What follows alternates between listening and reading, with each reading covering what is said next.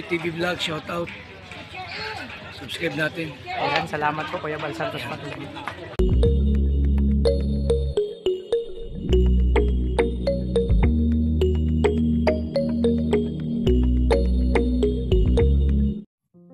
So yun mga kalingap, habang nag-aantay kila Dudong, syempre sa mga kapatid ko ay nagtimpla ng kape.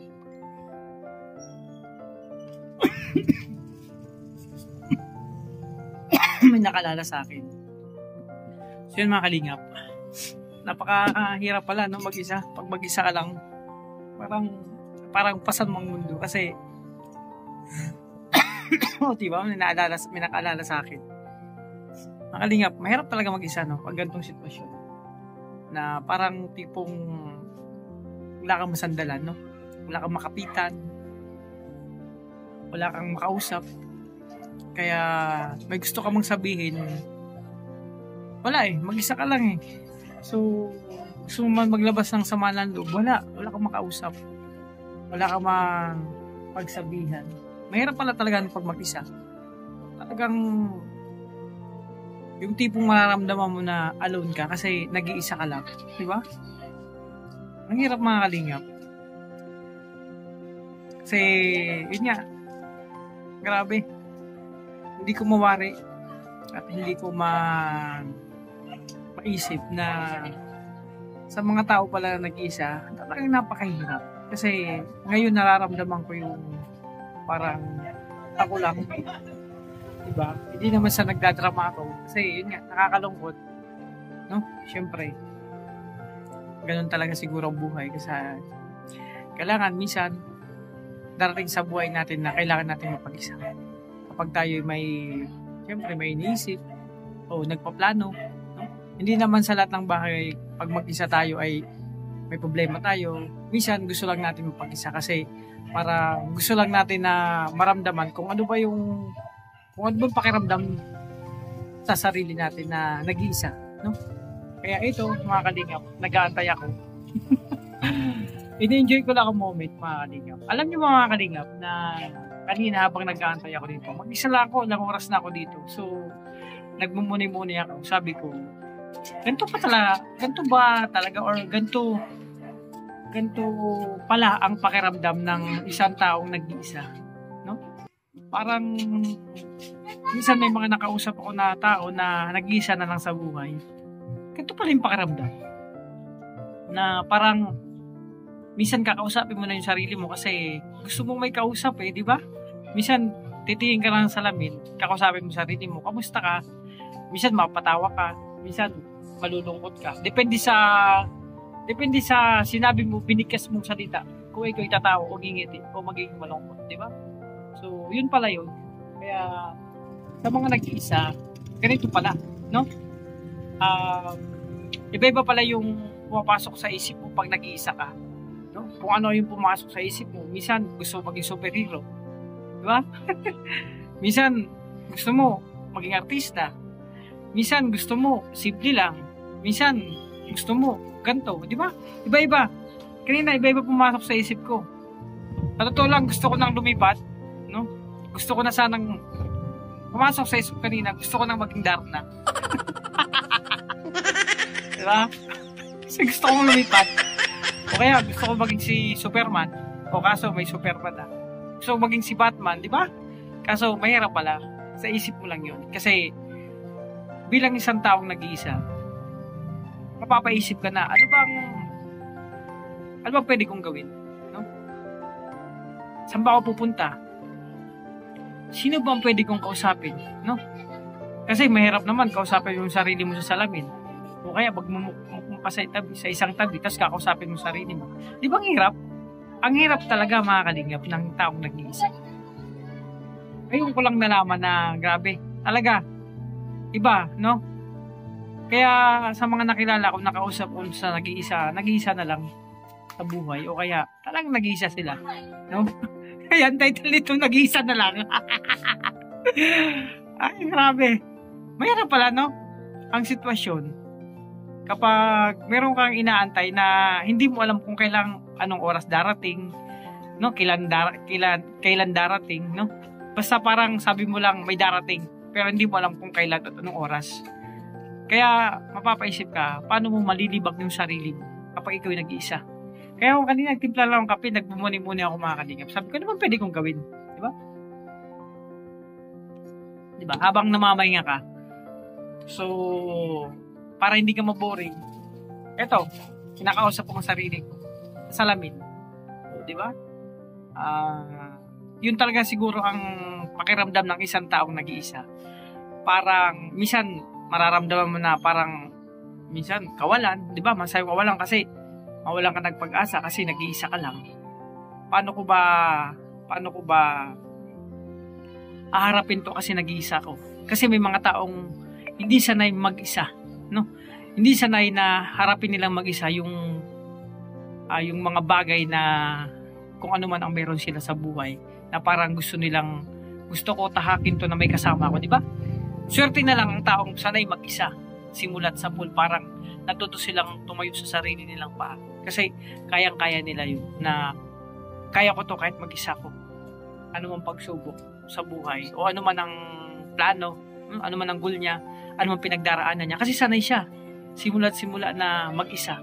Pero sa tulad ko mga kalingap, hindi ako sanay mag-isa. No? Sanay ako na may mga kasama. Sanay ako na maraming kasama. So, kaya naisip ko kanina, ano ba? Bakit nag-iisa ako? No? Parang hindi ko maano yung gagawin ko. At nakakalungkot pala mga kalingap, minsan na kapag nag-iisa ka na, yung tipong hindi ka sanay, pero dumating ang time sa sarili mo na nag-iisa ka lang, parang naramdaman mo na, wala na ba akong kasama dito? Kailangan ko na ba talagang magmumuk sa isang tabi?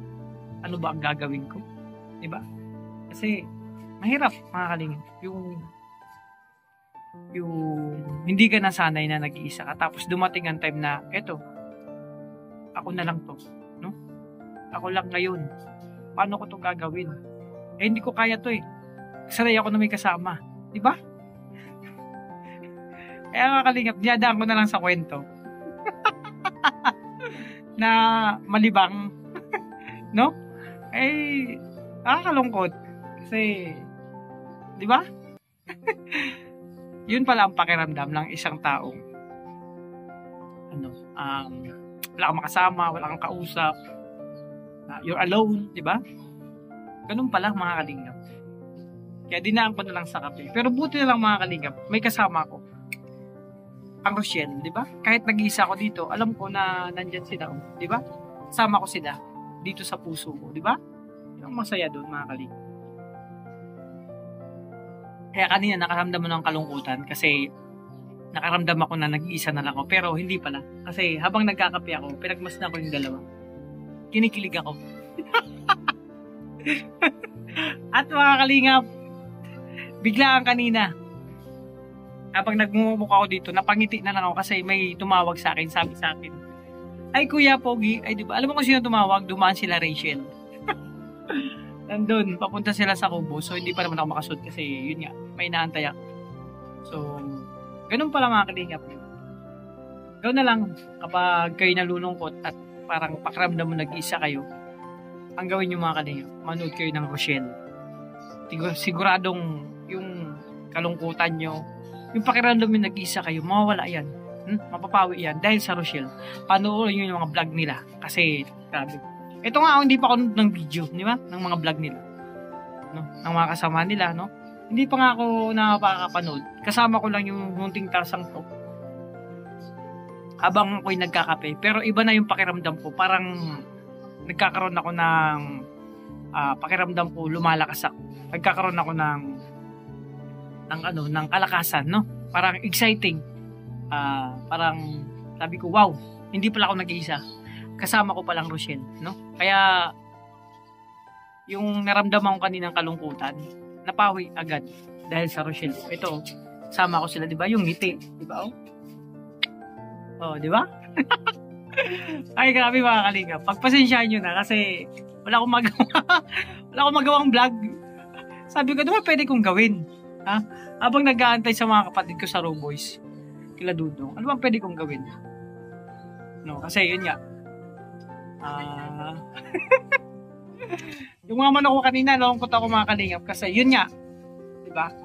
So, mga kalingap, yun nga, sabi. Basta masasabi ko mga kalingap, napawi na aking kalungkutan. Ang pakiramdam nag-iisa ako, hindi, wala na. Dahil sa tasang to, dahil sa Rochelle, no? So, kanina pinagmamasa ko yung mga manok. Paano ba naubos yung mga sisiw? No? Kaya inaantay ko si Justin, magpapaliwanag niya sa akin kung paano ba naubos yung sisiw na ibinalita niya sa akin, Kuya Alpe, may something dito sa bahay na hindi ko maipaliwanag kasi nagkakaubusan na. Parang kinakabahan ako, kuya. Baka pwedeng maubos tong mga alaga natin.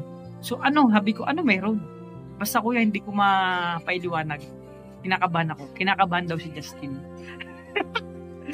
So ako naman kanina, talagang worry ko ay mag-isa lang ako. Pero mga kalingap, good news, kasama ko palang Rochelle. Kasi nagkakape ako. Pagpasensyaan nyo na, wala akong magawang content. So ito lang muna. So ayan mga kalingap. Ay grabe. So ayan, naantay ko ba sila? Yun na muna mga kalingap, no? Ang vlog ko ngayong araw. Kasi yun nga, pag nagmumuni muna ako dito, naisip ko lang, ano ba? Ayan, syempre, sabugan pa lang sa akin channel mga kalingap. Support tayo syempre kay Kuya Bal Santos Matubang at Edna Kalingap Rap. At sa mga kasamaan ko po, Roel Malalag, Rachel Morales, Darak BG Scheme, Alex Di Prada, Kalingap Victor, Jan Rivero Official, Kuya Regal Vlogs, Justin Aguirre, Kalingap Mawi, Kalingap Panya, Jan Dindon, Kalingap Mawi, at Rizal TV, Marius Vlog, at sa lahat ng ambassador and Kalingap partner. Support po natin mga kalingap, mga kalangka. So, tingnan nyo yung upuan, bakanting-bakanti pa, no? Kasi yun nga, parang may inaantay tao mga kalingap. So, at inaantay ko si Justin, siya magpapaliwanag sa akin kung paano naubos ang aking sisiw, no? Ayun mga kalingap, kaya kayo mga kalingap, no? Enjoy nyo lang bawat moment. Kahit nag-iisa kayo, dapat maniwala lang kayo sa sarili na kahit nag-iisa kayo, kaya nyo yung mga bagay-bagay na kung ano man yung kinakaharap nyo sa araw-araw, di ba? No? Kung mayroong kayong goal, dapat maging magtiwala kayo unang-una sa Panginoon, sa sarili nyo, na kahit mag-isa kayo, kaya nyo yan, di ba? So kanina talaga iba yung pakiramdam ko. Buti na lang, nandyan ang Rochelle. Siyempre, ang Robos mga kapatid ko, di ba? Siyempre, ating mga pamilya. So, yun. Ano ba? So, mga kalingap, salamat sa iyong suporta, sa lahat ng supporters na magpapasalamat ako. Sa lahat ng GC, sa lahat ng individual, sa lahat ng viewers. Maraming salamat sa iyo sa patuloy na pagtangkilik at pagtiwala nyo sa amin, pagmamahal sa Kalingap din. Sa lalo na sa Rochelle, sa Roboy, sa Dapper Cats, sa all Kalingap. Maraming salamat sa inyo. So mga Kalingap, hanggang dito lang muna aking pag-vlog. So bahala na, basta alam ko. Kanina talaga, grabe, nalungkot ako. Pero ngayon, masaya na ako kasi pauwi na sila. At syempre nakita ko na sila Rachel, no? Dumaan sila. Talaga ang ngiti nila, grabe. Kuya, kamusta? Oh, di ba? Sabi niya, saan ka galing? Yung nakakatuwa ganun na pag nakita niya talaga, very approachable sila. Lahat na sila, tatlo sila magkakasama. Kasama si Dudy at isa na lang kaibigan. So mga Kalingap, abagan niyo po yung ibang pang vlog ngayong araw o bukas, no? Basta ako nandito na rin sa Daet, no? Siyempre, panibagong pag-asa na naman to araw-araw, panibagong misyon, no? Kaya salamat sa iyong pagsama sa amin sa bawat sandali ng aming buhay dito sa pag-vlog namin dito sa Daet, no? Ang yugto ng aming buhay dito sa bilang isang charity vlogger. So maraming salamat sa inyo. Sa mga Kalingap, padayon lang tayo, tuloy-tuloy lang. At salamat sa inyo. God bless po. Bye-bye. Ayun mga Kalingap, nandun yung tatlo sila Rachel. Kasama si Duday. Ayan, papunta sila sa Kubo. So hindi ako makasunod, inaantay ko pa sila Dudong.